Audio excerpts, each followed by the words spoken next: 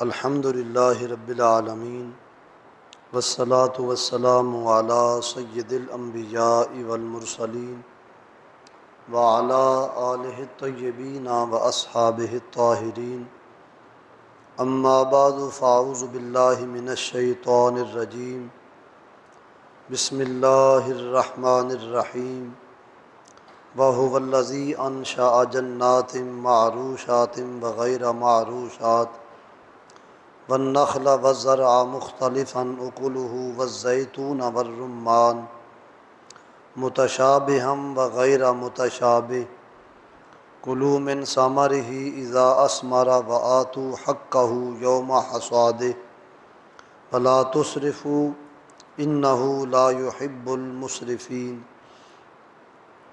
وَمِنَ الْأَنْعَامِ حَمُولَةً وَفَرْشًا كُلُوا مِمَّا رَزَقَكُمُ اللَّهُ وَلَا تَتَّبِعُوا خُطُوَاتِ الشَّيْطَانِ إِنَّهُ لَكُمْ عَدُوٌّ مُّبِينٌ ثمانية أزواج من الضأن اثنين ومن المعز اثنين قل آلذكرين حرم أم الأنثيين أما اشتملت عليه أرحام الأنثيين نبئوني بعلم إن كنتم صادقين ومن الإبل اثنين ومن البقر اثنين قل آلذكرين حرم أم الأنثيين أما اشتملت عليه أرحام الأنثيين أم كنتم شهداء إذ وصاكم الله بهذا فمن أظلم ممن افترى على الله كذبا ليضل الناس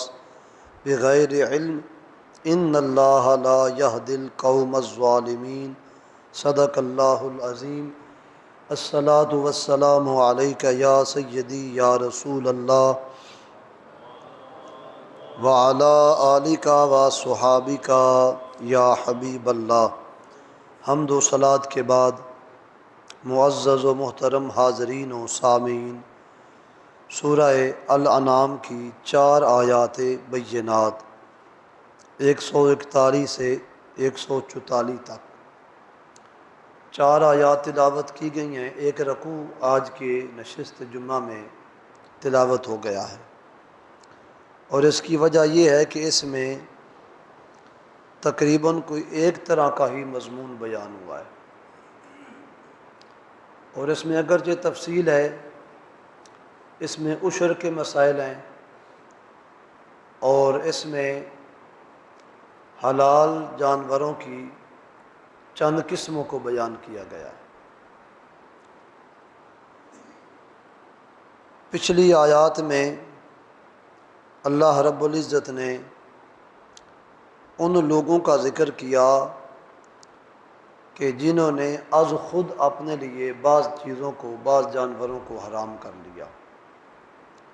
آیت نمبر 140 میں اللہ فرماتا ہے وہ تباہ ہوئے جنہوں نے اپنی اولاد کو قتل کیا۔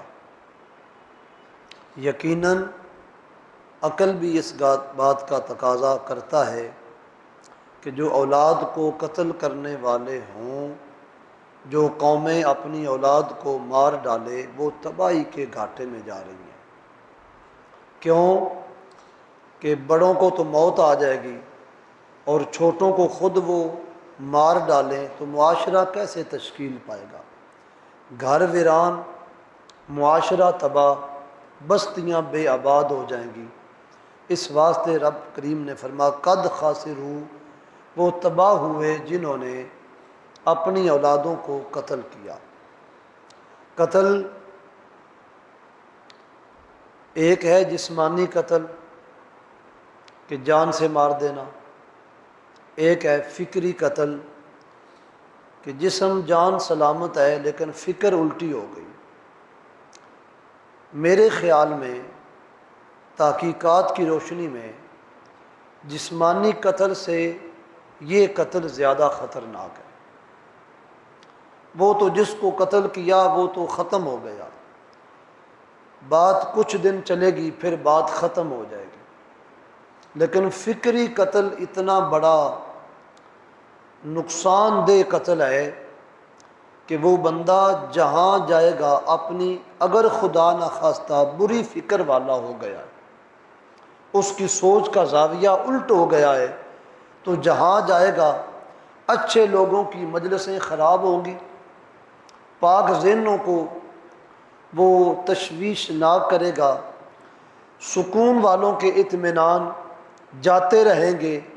تیسرا بھی ایک قتل ہے، اور اس قتل کو ہم سمجھنا چاہیں تو مفسرین نے اس کا جدید نام بتایا منصوبہ بندی۔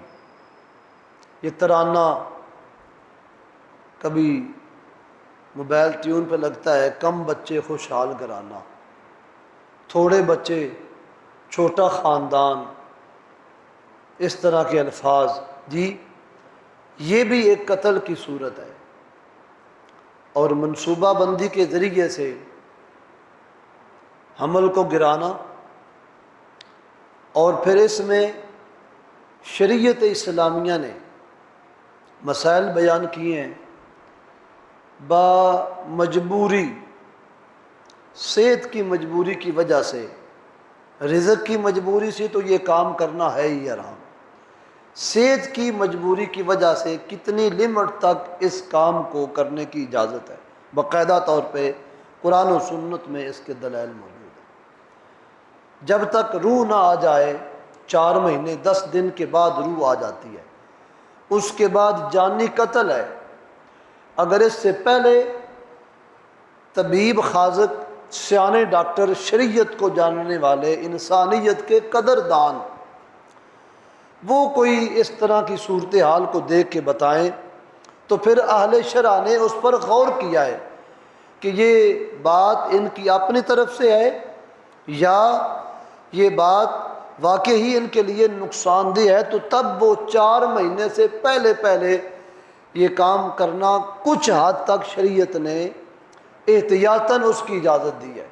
یہ 3 طرح کے قتلوں کو بیان کیا، اور فرما جو بھی جس اعتبار سے قتل کرتا ہے وہ تباہی کے گھاٹے میں جا رہا ہے۔ آج کی آیات میں آیت نمبر 141 میں اللہ تعالیٰ نے زمین سے پیدا ہونے والی کھیتیوں، پھلوں اور کھانے والی اشیاء ان کو بیان کیا۔ وَهُوَ الَّذِي أَنشَأَ جَنَّاتٍ مَعْرُوشَاتٍ وَغَيْرَ مَعْرُوشَاتٍ۔ اللہ کریم اپنا تعارف کرواتے ہوئے فرماتا ہے وہ وہی ہے جس نے پیدا کیے تمہارے لیے زمین پر باغ، کچھ باغ پیدا کیے، پھر ان کی صورتحال سے ہمیں آگاہ کیا۔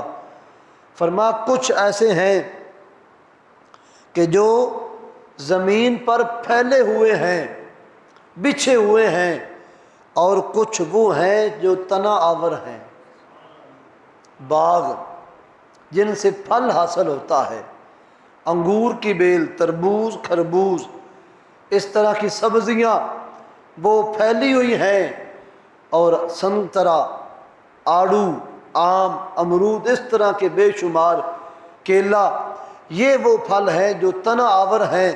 رب فرماتا ہے میں وہی ہوں جس نے تمہارے لیے پھیلے ہوئے باغ بھی پیدا کیے ہیں، تنا آور بھی پیدا کیے ہیں۔ نہ جانے اس میں کیا راز ہے کہ وہ اپنی تعریف کر کے تو بتا رہا ہے کہ میں نے پیدا کیے، آگے وہ خود بیان فرماتا ہے وَالنَّخْلَ وَالزَّرْعَ مُخْتَلِفًا أُكُلُهُ وَالزَّيْتُونَ وَالرُّمَّانَ۔ اللہ فرماتا ہے کھجور بھی ہم نے ہی پیدا کی ہے۔ اللہ اکبر۔ وَالزَّرْعَ، پھر کھیتی باڑی، گندم، چاول، کماد، یہ فصلیں، یہ باجرہ، مکئی، یہ سب کچھ ہم نے ہی پیدا کیا ہے۔ مختلفاً، ان کے رنگ مختلف ہیں، اور بسا اوقات ذائقے بھی مختلف ہوتے ہیں۔ اوکلوہ، کھاؤ اس کو، والزیتون، زیتون کو، والرمان، اور انار کو، انار بھی کھاؤ، زیتون بھی کھاؤ، لیکن کمال کیا ہے متشابہم وغیرہ متشابہ، اللہ فرماتا ہے ان کی صورتیں آپس میں ملتی جلتی ہیں، رنگ ان کے ملتے جلتے ہیں، ان کا نقش دوسرے نقش سے ملتا ہے۔ کلوا من ثمرہ اذا اثمر وآتوا حقہ یوم حصادہ، کھاؤ جب اس کا پھل کھاؤ گے تو تمہیں معلوم ہوگا کہ اس کا ذائقہ کیا ہے، اس کا ذائقہ کیا ہے۔ آگے ایک حکم دیا وآتوا حقہ یوم حصادہ، تو اس کا حق ادا کرو جب وہ کھیتی تیار ہو جائے، فصل پک جائے۔ حضرت امام اعظم ابو حنیفہ علیہ رحمہ نے قرآن شریف کی کئی آیات اور جلیل القدر اصحاب کی روایات سے زمین کا جو عشر ہے اس کے مسائل کو یہاں بیان کیا ہے۔ قرآن شریف میں ہر مسئلہ موجود ہے، کوئی پڑھ کے تو دیکھے۔ رب کریم نے جملہ مسائل قرآن پاک میں رکھ دیے ہیں۔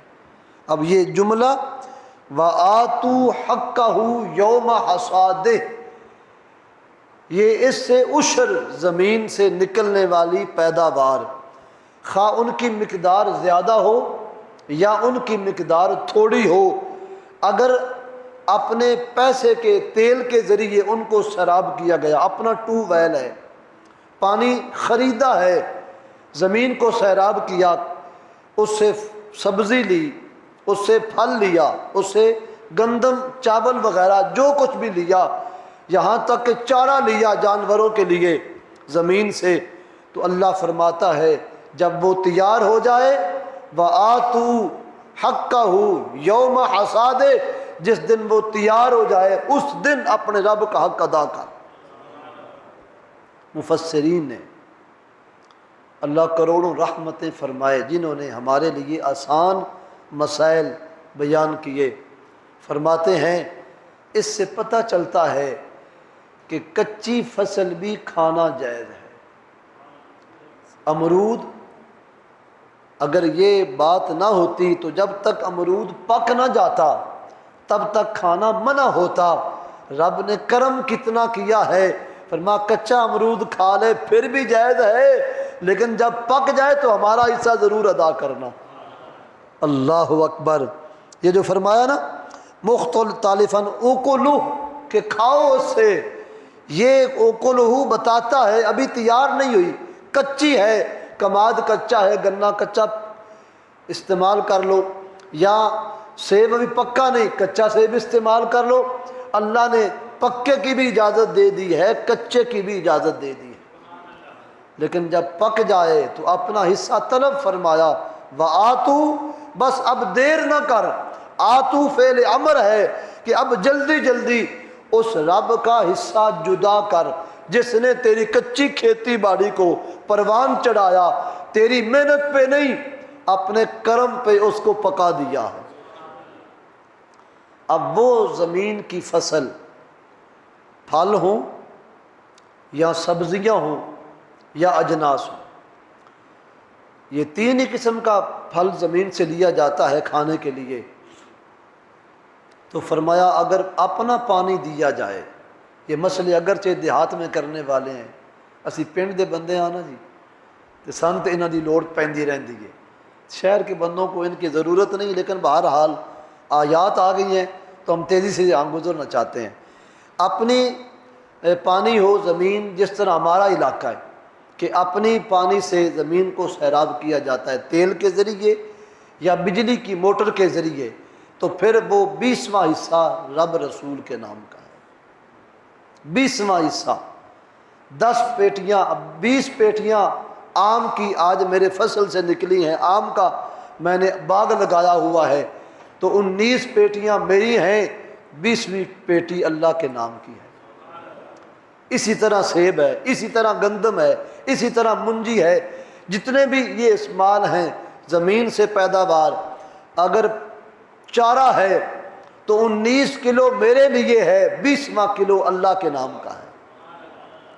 یہ عشر ہے اور یہ دینا واجب ہے اور یہ ضروری ہے، یہ زمین کی زکوٰۃ ہے۔ دوسری زکوٰۃ سے اس کے مسائل کچھ مختلف ہیں، اس کے لیے 1 سال کا ہونا ضروری ہے، پیسہ ہو سال اس پہ گزرے تو پھر زکوٰۃ کے احکام شروع ہوتے ہیں۔